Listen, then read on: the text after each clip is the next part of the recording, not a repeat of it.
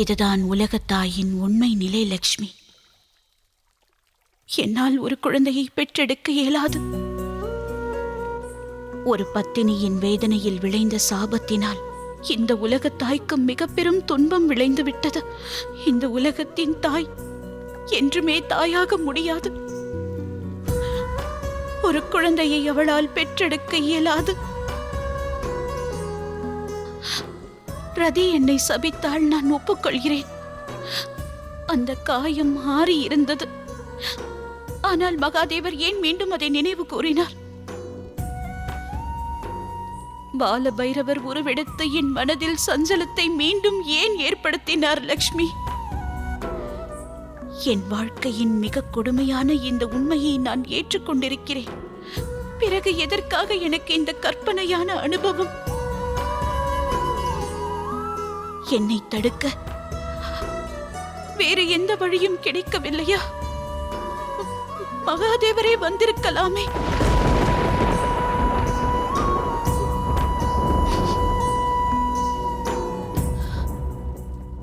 எனக்கு நாராயணன் மேல் அதிக நம்பிக்கை இருக்கிறது பார்வதி தேவி.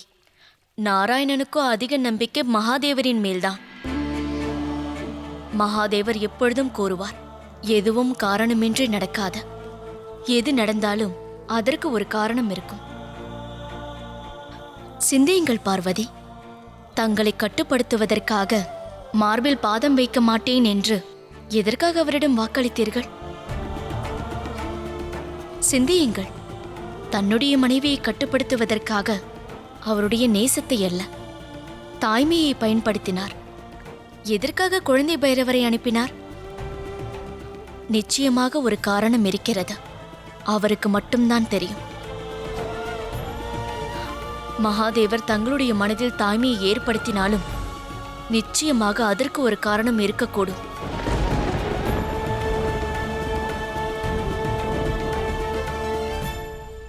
கடந்த காலத்தில் செய்த தவறுகளுக்காக எதிர்காலத்தில் பதில் அளித்தே ஆக வேண்டும். கொடும் மரக்கனான தாரகாசுரனுக்கு எப்படிப்பட்ட வரம் கிடைத்தது என்று நினைவிருக்கிறதா?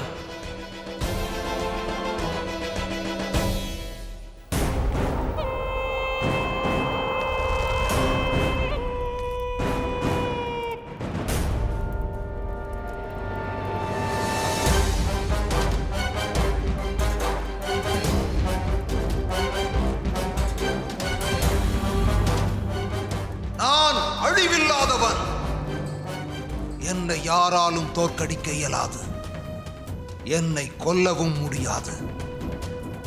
ஏனெனில் நான் பெற்ற வரமப்படி சிவனுக்கும் பார்வதிக்கும் பிறந்த வாரிசே என்னை அழிக்க முடியும். ஆனால் பார்வதி சாபம் பெற்றவள். அச்சாபத்தால் அவள் வாரிசை ஈன்றெடுக்க இயலாது. அதனால் எனக்கு மகா காலனை பற்றியும் பயமில்லை, மகா காளியை பற்றியும் பயமில்லை.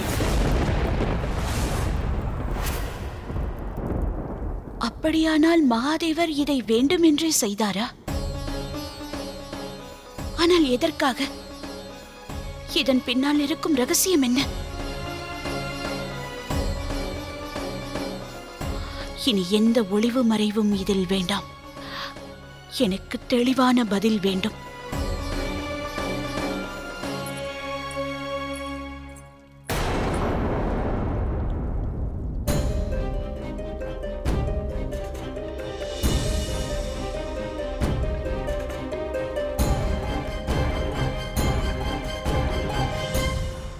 என்னை வரவழைத்துள்ளீர்கள்.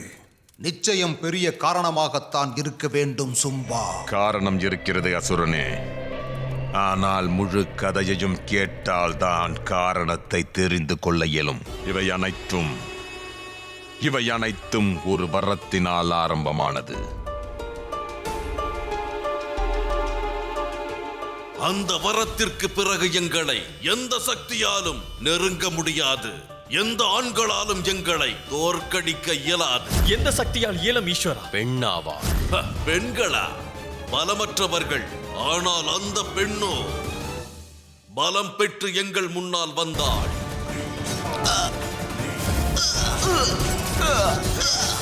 இந்திரலோகத்தை நாங்கள் கைப்பற்றினோம். அதன் பிறகு இந்திரன் கைலாயத்திற்கு சென்றார். தேவேந்திரா, இங்கு வந்ததற்கான காரணம்? இந்திர லோகத்தை அபகரித்து விட்டார்கள். யார் அவர்கள்? அசுரர்களின் ராஜா சும்பனும் அவனுடைய சகோதரன் நிசும்பனும். சும்பன் நிசும்பனிடத்தில் வரத்தால் பெற்ற கவசம் உள்ளது. அதனை என்னால் கூட எதிர்க்க இயலாது. நான் அவளை பார்த்தவுடனே அவளை நிரந்தரமாக என்னவளாக்கிக் கொள்ளும் எண்ணம் என்னுள் ஊற்றெடுத்தது. ஆனால் அதன் பிறகு நடந்ததை நான் கற்பனை செய்து கூட பார்த்திருக்கவில்லை. என்னால் புரிந்து கொள்ளவே முடியவில்லை. சண்டு மண்டுவையே கொல்ல துணிந்தவர் யார்?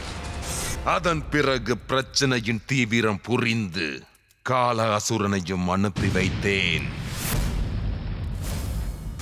அதன் பிறகு நான் நினைத்தேன், பார்வதியை நம் வசப்படுத்தி விட்டால் மகாகாளியையும் வசப்படுத்தி விடலாமே. அதற்காக பார்வதியை தனிமையில் வர வைத்து சிக்க வைக்க சதி திட்டம் தீட்டினேன்.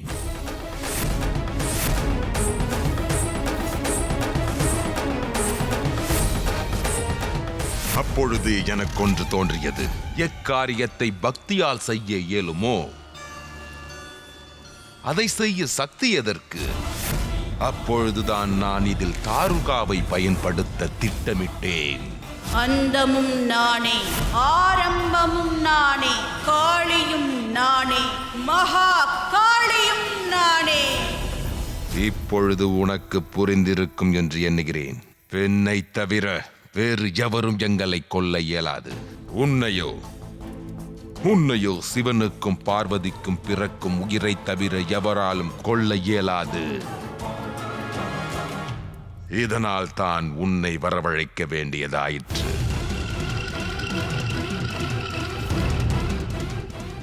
அருமையான முடிவு சும்பா. இனி பாருங்கள், உங்கள் இரு சகோதரர்களுக்கும் இனி நன்மை மட்டுமே நடக்கும். நிச்சயமாக நம்பிக்கை இருந்தது. நீ உகந்ததை செய்வாய் என்ற நம்பிக்கை எனக்கு இருந்தது. அதனால் தான் உன்னை வரவழைத்திருக்கிறேன். மகா அசுரனான தாருகாசுரா, எங்களை காப்பாற்ற வேண்டும். என்னை காத்துக் கொள்வதற்கு நான் பெற்ற வரமே போதும். சும்பன் அவர்களே, தெளிவாக பதிலை தெரிந்து கொள்ள வேண்டுமா பார்வதி? கூறுகிறேன் கேள். நம்முடைய வாழ்வில் காரணமின்றி எதுவும் நடவாது. உனது சுயத்தை நீ அறிந்து கொள்வதற்காகத்தான் இரத்த அரக்கன் என்ற ஒருவன் உன்னை எதிர்க்க வந்தான். உனது பயன் என்ன என்பதை அறிந்து கொள்ளத்தான் தாருகா உனது வாழ்க்கையில் வந்தாள். இப்பொழுது பால பைரவர் உனது வாழ்வில் வந்ததற்கும் நிச்சயம் காரணம் இருக்கின்றது.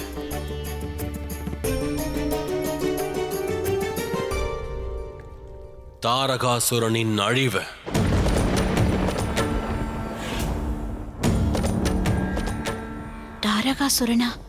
தாரகாசுரன் எனது மாபெரும் பக்தன். ஆனால் பக்தி மார்க்கத்தை விட்டுவிட்டு பொய்மையின் வழியில் சென்று விட்டான். பக்தியால் வேண்டி பெற்றதை சக்தியால் வெளிப்படுத்த எண்ணினான்.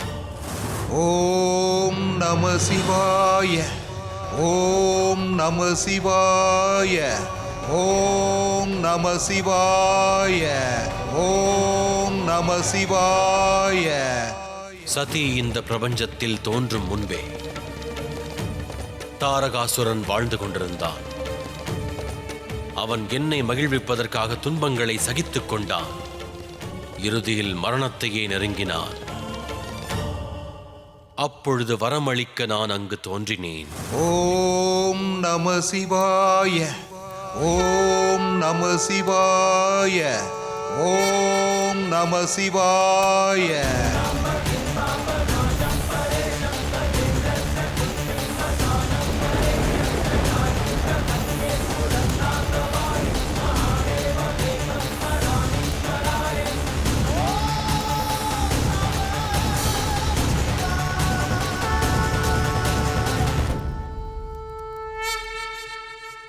நான் மகிழ்வடைந்தேன் தாரகாசுரா.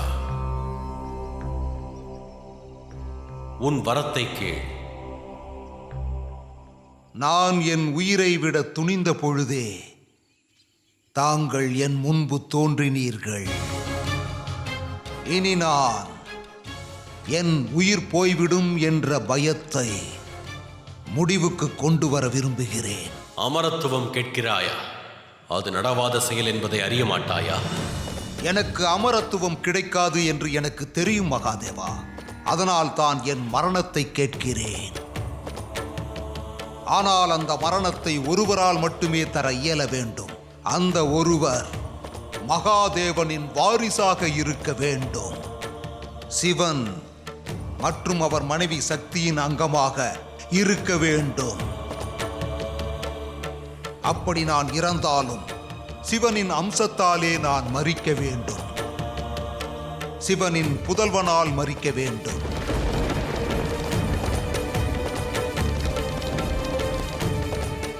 என்னவாயிற்று மகாதேவா? கோபத்தில் பக்தனுக்கு சாபம் அளிப்பீர்களா அல்லது வரமளிக்கப் போகிறீர்களா? நீ வேண்டிய வரத்தின் விளைவை பற்றி நீ அறிய மாட்டாய். ஆனால் உனது விருப்பம் நிச்சயம் நிறைவேற்றப்படும். வாக்களிக்கிறேன். உனக்கு என்னுடைய புதல்வனால் மட்டுமே மரணம் என்பது நிகழும். ததாஸ்து.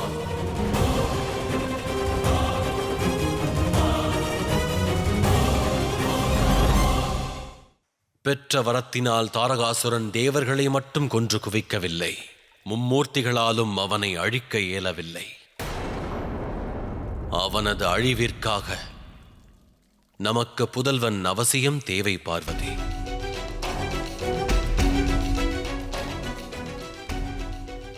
ஆனால் தங்களுக்கு தெரியாத மகாதேவா, என்னால் தாயாக முடியாதே. நினைவுபடுத்தி பார் பார்வதி. சாபம் இதுவே. உன்னால் ஒரு குழந்தையை ஈன்றெடுக்க முடியாது. அவ்வாறென்றால் உன்னால் அது சாத்தியமாகாது என்றில்லை.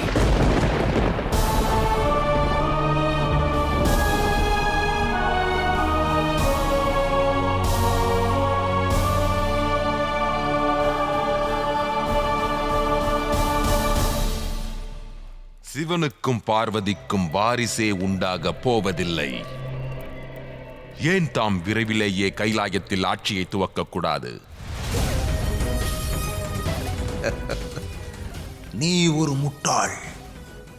மூவுலகத்தை வென்ற பிறகும் உன்னுடைய லட்சியம் வெறும் கைலாயம் தானா?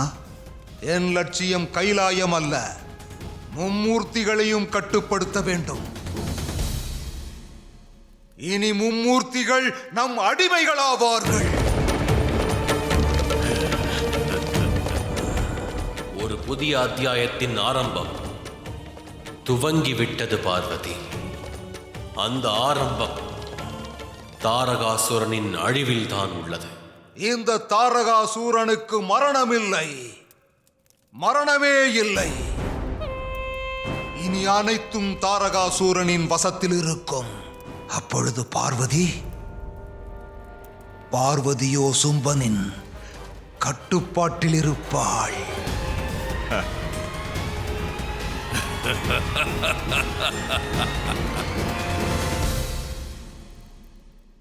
தாங்கள் கைலாயத்தை விட்டு எங்கு செல்கிறீர்கள்? தனிமைக்காக கௌரி. அன்பு கொள்வது மிகவும் விசித்திரமானது. ஏனெனில் இந்த பிரபஞ்சத்தில் அன்பை விட சக்தி வாய்ந்தது வேறொன்றுமில்லை.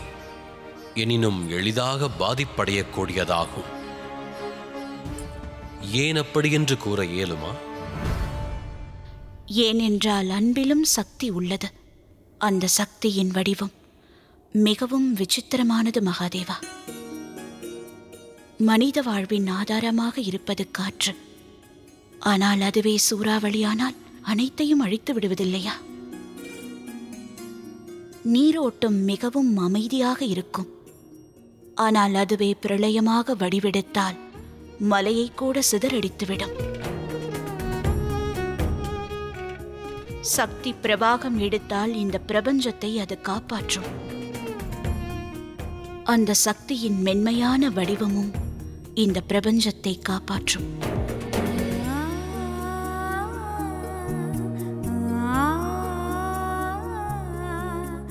அதி உத்தமம். ஆனால் ஒன்று,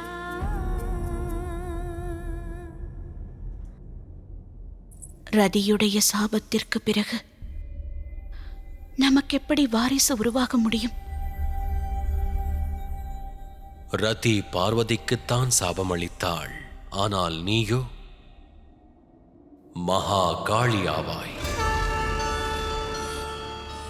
பிரபஞ்சத்தை காப்பவள் நீ, இயற்கை நீ. இவ்வுலகில் உள்ள அனைத்தும் மனிதன் மற்றும் இயற்கையின் கலப்பில்தான் உருவாகின்றது. ரதியின் சாபம் பார்வதியின் கருவறையை கட்டுப்படுத்த முடியும். ஆனால் மகா சக்தி, மகா காளியின் கருவறையில் அனைத்து சக்திகளும் அடங்கியுள்ளது.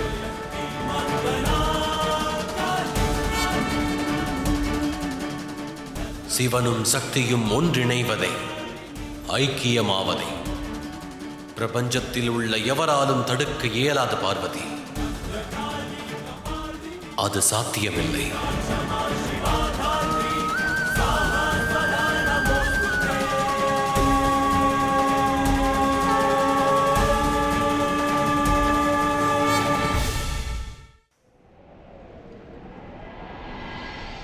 முட்டாள் நந்தி, பார்வதியை அழைத்துக் கொண்டு உனது சிவன் எங்கு சென்று விட்டான்? இப்படி ஒளிந்து கொள்வதையே மகாதேவன் வாடிக்கையாக வைத்துள்ளானா?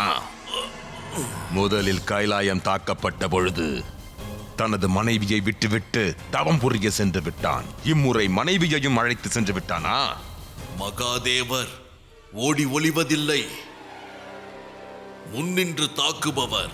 நினைவில் இருக்கட்டும், ஓடி ஒளிபவர்கள் நீங்களே. அன்று நீ அனுப்பி வைத்த அரக்கர்களை யுத்தத்தில் நாங்கள் சந்தித்த பொழுது அப்போது ஓடி ஒளிந்தது யார்? அதிகமாக பேசுகிறாய் காளையே.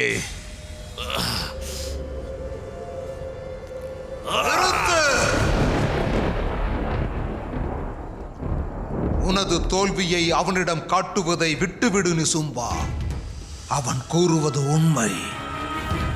மகாதேவன் ஓடி ஒளிபவன் அல்ல. அவன் ஏதோ ஒரு காரணமாகத்தான் இங்கிருந்து சென்றிருக்கிறான்.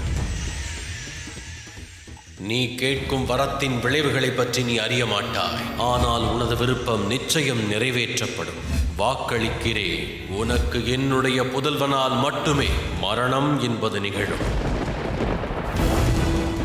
மகாதேவன் எங்கு சென்றிருப்பான் என்பது புரிந்துவிட்டது. சிவனும் பார்வதியுமாக அல்ல, மகா காலனும் காளியுமாக சென்றிருக்கிறார்கள். என் அழிவை துவக்குவதற்காக, என்னை அழிக்கப் போகும் வாரிசை உருவாக்கச் சென்றிருக்கிறார்கள். நீ தாமதமாக புரிந்து கொண்டுள்ளாய். உனது அழிவு நிச்சயம். முடிந்தால் தடுத்துப் பார்.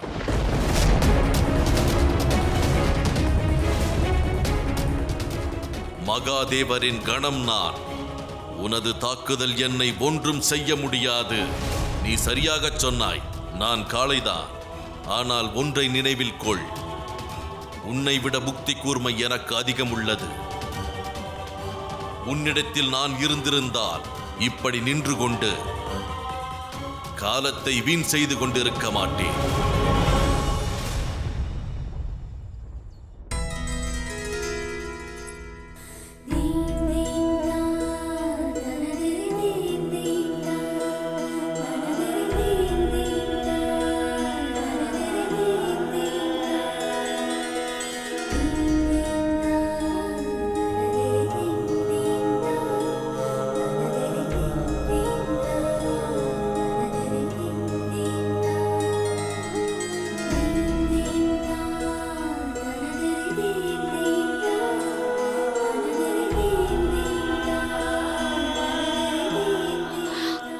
நான் தாயாக போகிறேனா? கேட்கும் வார்த்தைகள் நிஜமா?